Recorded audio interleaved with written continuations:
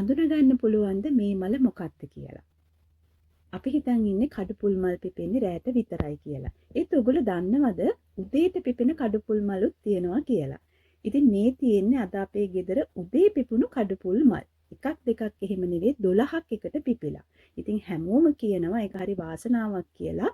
12ක් එකට පිපුණා කියන්නේ තවත් වාසනාව වැඩිලු. ඉතින් ඒක ඇත්තද නැත්තද කියලා නම් මම දන්නේ නැහැ. ඒත් ඇත්තටම අද ඊයේ මම මගේ ජීවිතේ ඉතා බරපතල තීරණ කිහිපයක් ගනිමින් තමයි ඉන්නේ. ඉතින් හිත හිටියේ ඊයේ ඉඳලම ඒව හරියයිද දන්නේ නැහැ කියලා. හැබැයි උදේ පිපිලා තිබුණ මීමල් දැක්කහම හැමෝම වාසනාවන්තයි කියලා කිව්වහම මට හිතුණා මගේ තියෙන තීරණ හරියයි කියලා. බය වෙන්න දෙයක් නැහැ කියලා මට හිතුණා.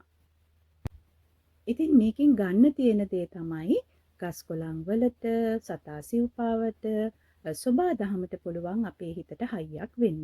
මේක මනෝවිද්‍යාවේදී කියන්නේ ප්ලාන්ට් තෙරපි, එහෙම නැත්නම් ශාකමය චිකිත්සාව, එහෙම නැත්නම් රුක් චිකිත්සාව කියලාත් මේක හඳුන්වනවා.